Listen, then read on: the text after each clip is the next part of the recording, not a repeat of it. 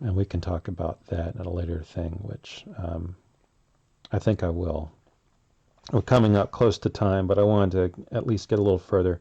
As I said, I try to speed things through, but we get some evidences of the occult being practiced, and our good father goes to the mortuary where, again, like, apparently enough of this stuff is happening.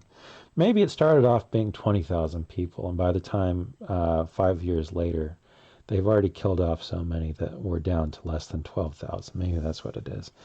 But we get our comical TV show Murder, She Wrote moment. That's where I'm kind of finding it, with our character of the mortuary attendant, or the ME. Actually, I guess he's not really a medical examiner. But we get to find out that, he really has this, not repulsion, but like a lot of people, you want to live in the mundane world. You don't really want to be challenged by the nature of the spiritual realm, because, it can create a lot of fear, and also, you get kooky things happening. Kooky people truly live in this world. So obviously we've got our grounded wants to live in the world of science alone. But with the weirdness of the things, we get to find the obsidian match, which was left over from the ash and the bone. And let's see, yeah, our character's name is Zub, which I don't know if that's supposed to be like a little, again, and names and naming characters, if that's supposed to be a sort of a check on Jim Zub, who's a comic creator. I actually don't know him that well, because, like I said, I checked out a long time ago. If you weren't making Marvel comics in the 80s going into the 90s, I probably don't have a huge amount of knowledge about you. It's no slight on your case, I just don't have exposure. I've been trying to catch up over the past 3 years and learn who people are and what they do and the things that I like and dislike. But I know that a lot of the comic creators have been very resistant to what the fans have to say and the comments that they make. So it might be another form of burn, let's just put it that way. So here's the weird stuff. Toxicology and peptide traces show that this was ingested before he became a Human Torch, talking about one of the last guys. What's crazy is that I found it among the ashes in perfect condition, like new, a single match with a black tip. Huh? Thanks, Ub. I don't like you. Tell your cop buddy not to send you around here anymore. That just means I'm not loving you hard enough. Later. Now, I gotta say, Just Some Guy, I think, covered this extremely well. That there's a clunkiness. I gotta say, for the most part, I think, Doug, you've done a very good job in using economy and having the right characters reveal the right amount of getting the story to progress. But there are some wonky parts, and Just Some Guy had some good suggestions, which, no one's really cracking on you. It's just, again, like, we want this to be pitch perfect in any way, because this is what's going to help the industry and the art in particular.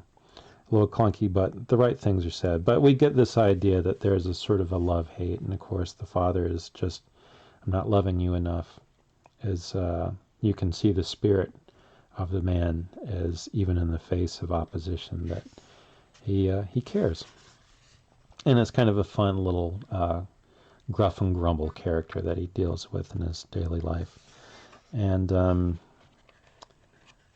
going to have to end part 2 here pretty quick, but I will say there's some really good things that the aftermath of all these not being ignored, I think, is an incredibly important thing, and good on you, Doug. And this is one of the reasons why I got to say that the gravity of your book compared to a lot of others, it's not a fair comparison. People have different ways of sort of tackling their subject matter. And all of these, you have a sense of the difference between good and evil is the thing that we're exploring. And that's one of the power of storytelling in general, is that these things are edifying. They build us up, They give us examples to sort of model ourselves after.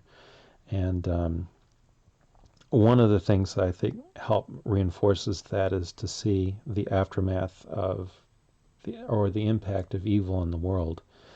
And we meet with the second person, the second story of immolation that had happened, as this guy gets caught up in the cult of Santa Muerte, which I think is centered in Mexico, maybe even Mexico City specifically, but it's this growing cult that worships death as its own saint, which death is not a saint. And it's a dangerous entry point. And going back to the opening, when we start talking about possession, obsession, oppression, infliction, infestation, and subjection, that we'll have to say this for the third part, but just as a brief, there's an entry point by which demons get into us. And of course, the victim of the possession, who the second fellow, or no, I guess maybe this is the first, Miss Martinez, because the second guy is Smith. And we'll say it would be, you don't have to beat people over the head. I read it a couple of different times, but I wish there was a little more hand-holding in the way that you're introduced to the characters. It is kind of nice that Chua comes in and he's just kind of throwing out these crazy cases, but maybe if there's a little putting the names of the people with which case they were, makes it a little easier for you as you come to that part of the story to sort of put two and two together. It's a different way of tackling it. Sometimes beating people over the head a little bit is not a bad thing. Like I said, this moves very fast. I don't think it would have derailed anything to do that, but, to each their own. Father Retter, of course, visits his mother, who's just absolutely broken up with the loss of her child, especially knowing that he had fallen into this cultic practice in her home and she did nothing about it. So she's completely devastated by it. And here's a great character moment with Father Retter and her. So, "Oh, Father, I'm so sorry that I failed him. I failed my boy. That's not true, ma'am. Please don't talk like that. He prayed to Santa Muerte. I told him it was wrong. I told him to get rid of that evil shrine. God has punished me for neglecting him, for my divorce. God loves you, Miss Martinez, but he also gave Javier free will. Do you mind if I look at the shrine? Over there." And of course, it's kind of weird. It's like apparently on the first floor. But we have Santa Muerte over here. And here's a very important thing. Again, I'll be wrapping up here. But we see a book of black matches, and which is down here at the foot of it. And library, October 31st. So we're getting into, I guess we're in October now. So we got our place and time. "Care if I borrow some of these? Take all of it. I wish none of this came into our lives. Is my baby lost forever? God's love and mercy is beyond all comprehension. We can't know the state of Javier's heart, and will when he died, but we can always pray for his soul. Our rescuer is a comforter. In the face of evil in this world, it's the mark of a true hero. Not everything is solved with punches or guns. Sometimes it is the communication between human beings and the desperation and knowledge that evil is in this world and it has effects on us all.